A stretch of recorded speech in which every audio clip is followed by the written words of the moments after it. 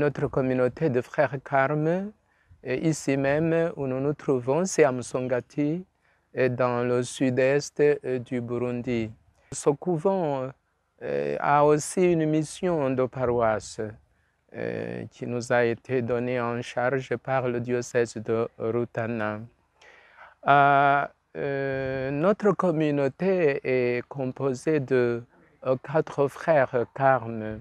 Nous avons une vie communautaire, une vie au charisme de la contemplation, avec quand même un aspect particulier pour concrètement un couvent qui est dans une paroisse. Vous savez que la paroisse, c'est une communauté plus grande, ouverte à des fidèles. Et chaque jour, nous avons un horaire de notre vie religieuse carmélitaine. Disons qu'on se lève, puis on se rencontre en tout cas dans les prières du matin en Laude à 5h45, chaque jour, le dimanche y compris. Et après, on a la prière silencieuse après ces laudes, l'oraison. Et puis après, on part pour la messe communautaire. Tous les frères sont censés être dans cette messe, 6h30. Et puis après, commencent les activités de la journée qui sont assez pastorales.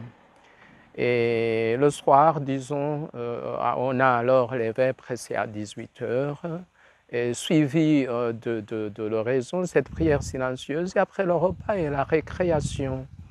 Voilà notre vie quotidienne, comment elle se passe. Je voudrais donc parler de cet apostolat paroissial. Eh bien, d'abord, notre paroisse est quand même l'une des grandes paroisses de notre diocèse de Rutana. Elle compte 18 560 fidèles. Avant, on pensait que c'était beaucoup, mais après, on a fait des statistiques très serrées. Là, nous avons des chiffres fiables. Et ça représente 62 et quelques pourcents de toute la population qui habite sur le territoire de la paroisse. Nous sommes aidés, nous les prêtres, par les catéchistes. Nous avons 2 catéchistes spécifiquement formés pour cela, mais nous avons 13 autres qui ne sont pas spécifiquement formés, mais à qui nous dispensons les sessions temporelles pour les mettre à niveau de ce ministère, de cette tâche. Et nous avons aussi les catéchistes bénévoles. Nous avons le nombre de 38 catéchistes bénévoles.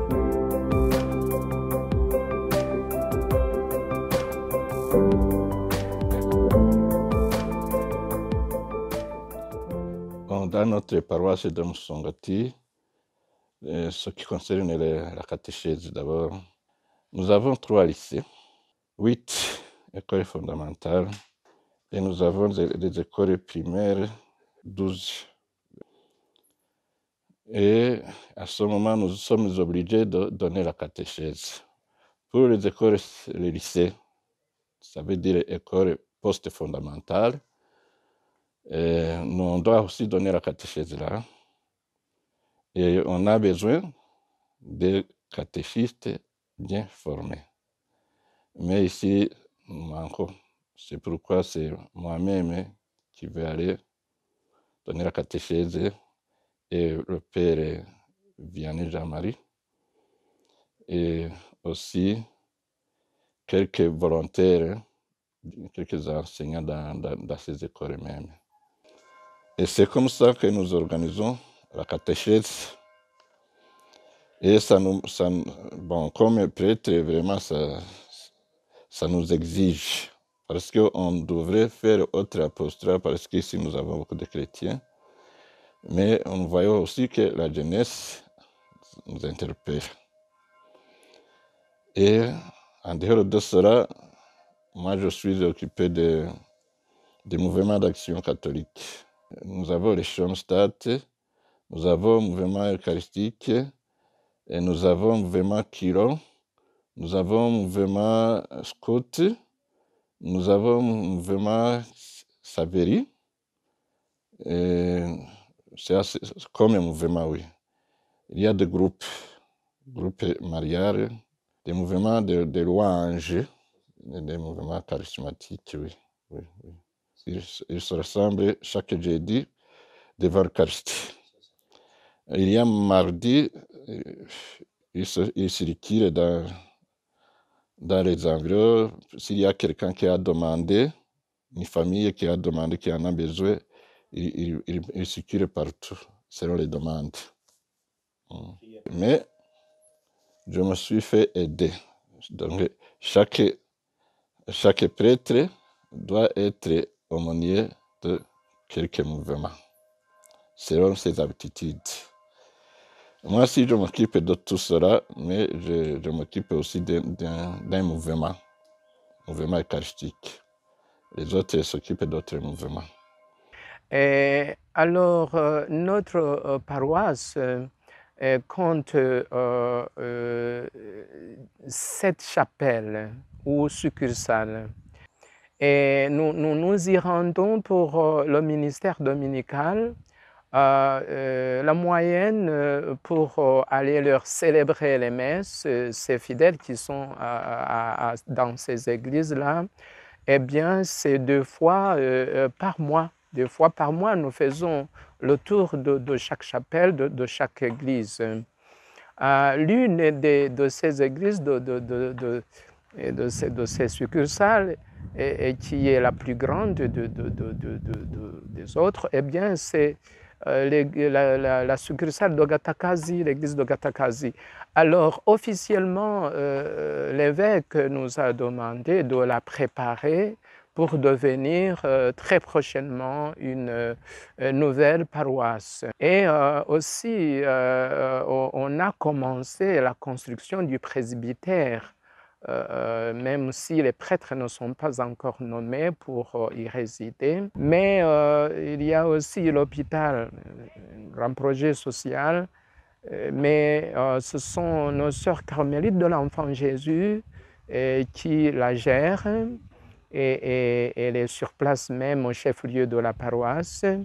Elle existe depuis longtemps. D'abord, c'était un centre de santé, puis après, c'était un hôpital.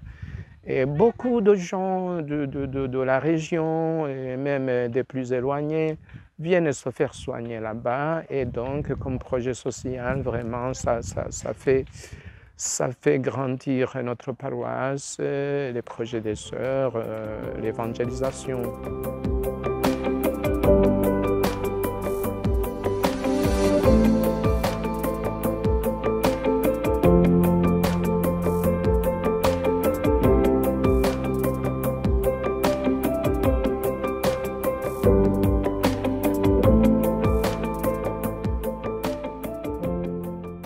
Moi, je suis l'aumônier de cet hôpital. Ça veut dire, mon travail, c'est toujours soigner spirituellement les malades. Si, par exemple, ils me demandaient, moi, tout de suite, je viens ici à l'hôpital pour donner le sacrement des malades ou le sacrement de la pénitence.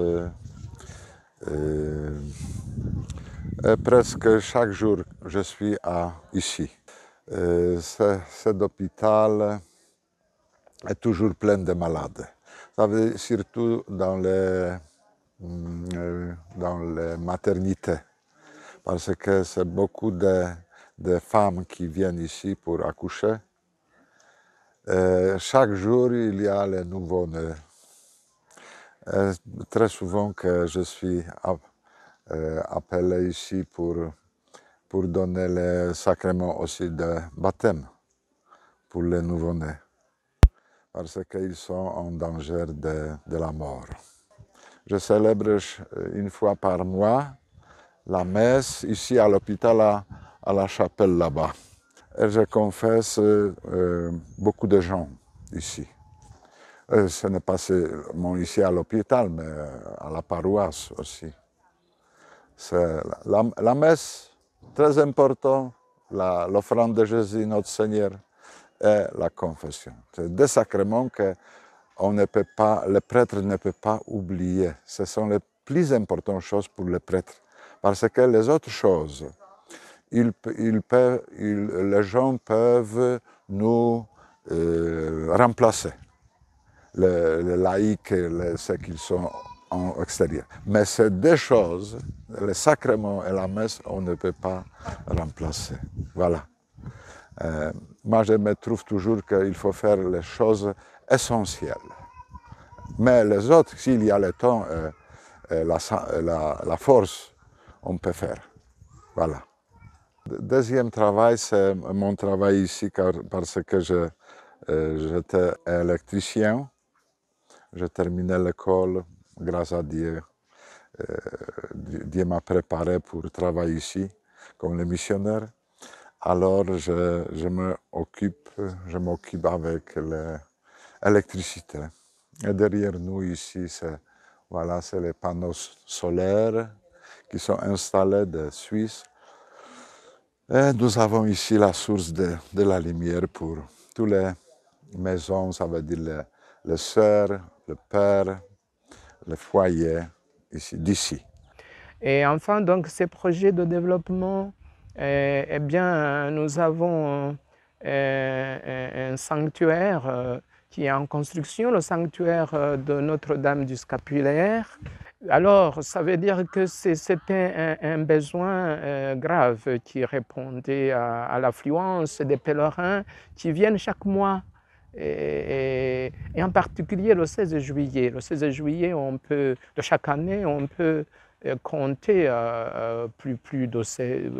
autour de 6 000, 7 000 personnes qui viennent pour la dévotion à la Vierge Marie du Scapulaire. Et il faut dire qu'en moyenne, chaque année, l'affluence est évaluée à 22 000 fidèles.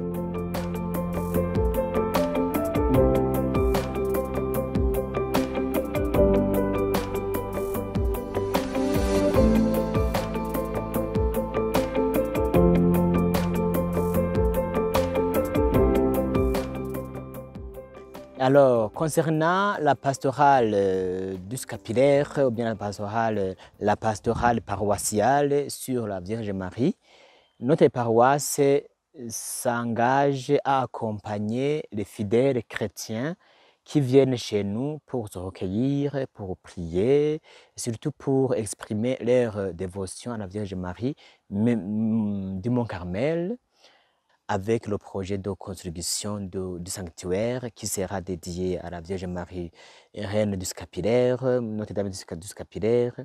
Et on voit qu'on aura une bonne occasion pour d'abord encadrer, pour accompagner ces pèlerins qui viennent de loin, de proches.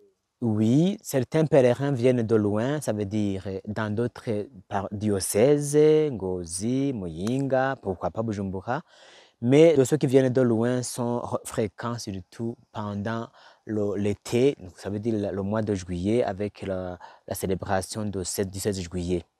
Mais mensuellement, ceux qui viennent sont des fidèles limitrophes, des paroisses limitrophes de notre paroisse, Gakome, Shanga, Mpinga et d'autres lieux.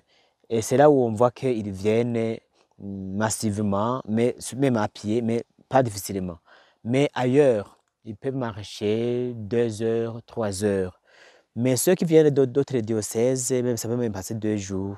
Par exemple, ceux qui viennent d'Ngozi, de Muyinga, vous voyez, c'est pas tout proche d'ici, mais ils viennent, on voit qu'ils viennent pour pouvoir prier, se recueillir auprès de la Vierge Marie.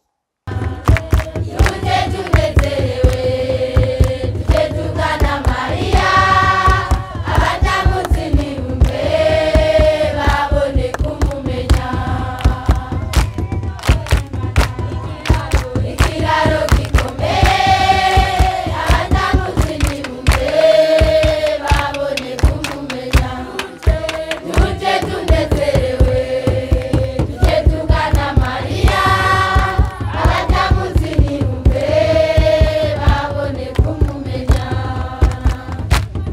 conclusion, il faut dire que les frères Carme et Deschaux, qui sont ici depuis 1974, je l'ai dit, ont essayé quand même de se donner beaucoup pour l'évangélisation.